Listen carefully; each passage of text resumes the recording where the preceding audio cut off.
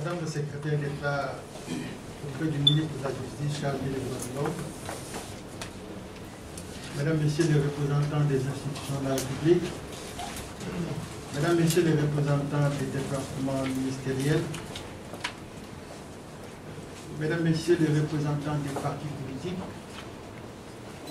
Mesdames, Messieurs les représentants des organisations de la société civile et des médias, Mesdames, Messieurs, distingués invités, tout protocole respecté. Je voudrais, au nom de Madame la représentante résidente du PNUD, absente du territoire, exprimer notre réel plaisir d'être à vos côtés ce matin à l'ouverture de la table ronde sur la liberté de réunion et de manifestation au Togo. Je voudrais, à l'entame de mon propos, saluer la présence massive à cette table ronde ce matin, ce qui témoigne une fois de plus votre attachement à tous aux valeurs de démocratie et de paix. C'est ce que nous recherchons à travers les discussions que nous allons avoir tout au long de cette journée. Mesdames, Messieurs, cette séance n'est ni anodine ni fortuite. Elle a été dictée par les organisateurs, entre autres à cause de la situation que vit le Togo depuis le mois d'août dernier. Une situation marquée par des manifestations publiques fréquentes, avec des conséquences sur la vie des citoyens togolais. Cette situation nous interpelle tous et demande que le sujet soit discuté, afin de créer des espaces de réflexion sur les défis du cadre légal entourant les manifestations publiques. Je vous enjoins à en discuter largement en prenant pour boussole les différentes résolutions des organisations des Nations Unies sur la question. Permettez-moi de rappeler à cet effet à l'Auguste Assemblée ici présente qu'en octobre 2010, le Conseil des droits de l'homme des Nations Unies a adopté la résolution 1521. Cette résolution réaffirme que toute personne a droit à la liberté de réunion et d'association pacifique et que nul ne peut être obligé de faire partie d'une association.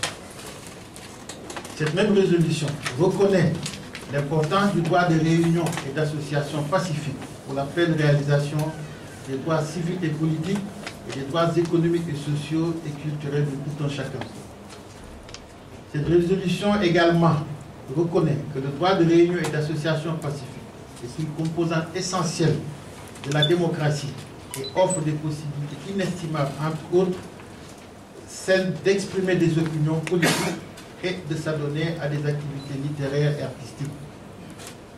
Enfin, cette résolution reconnaît que l'exercice du droit de réunion et d'association pacifique, sans autre restriction de ce qu'elle autorise, de celle qu'autorise le droit international, en particulier le droit international relatif aux droits de l'homme, est indispensable à la pleine jouissance de ce droit et en particulier là où des individus professent des convictions religieuses ou politiques minoritaires ou dissidents.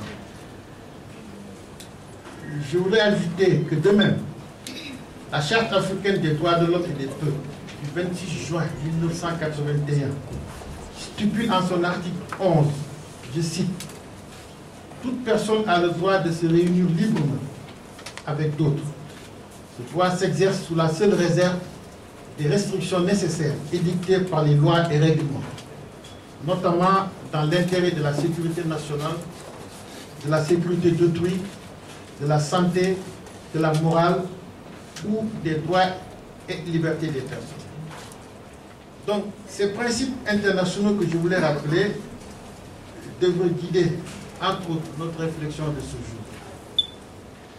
Mesdames, Messieurs, les réflexions que vous entreprenez tout au long de la journée devraient donc permettre d'établir des mécanismes pour recoudre les fissures sociales occasionnées par les troubles du passé, pour reconstruire la relation de confiance entre les individus, les communautés et l'État, et les uns envers les autres.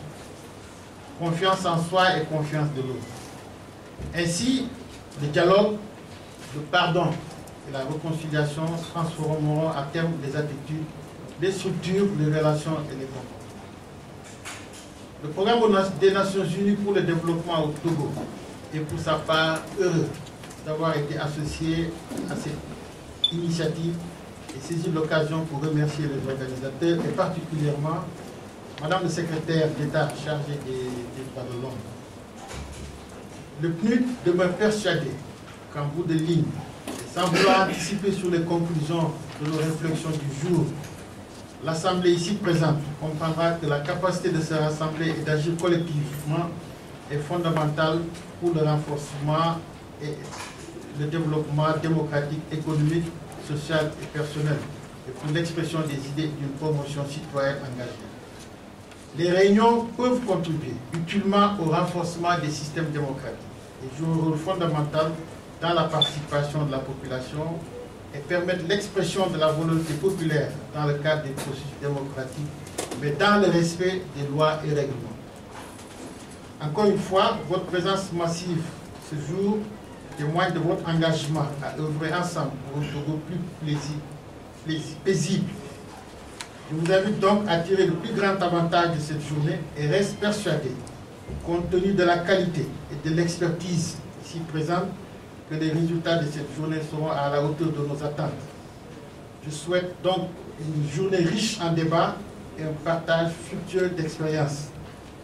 Je voudrais pour terminer mon propos réitérer l'engagement du PNUD, un engagement continu auprès du gouvernement et de tous les acteurs qui œuvrent pour la consolidation de la paix, le renforcement des mécanismes de dialogue et de concertation, la promotion et la protection des droits de l'homme pour l'émergence d'un état de droit et la démocratie. Je voudrais enfin remercier et féliciter les organisateurs de cette initiative qui sera sans doute un pas de plus pour contribuer à la paix et la stabilité dans la sous-région. Je vous souhaite beaucoup de succès et vous souhaite une très bonne rencontre. Je vous remercie.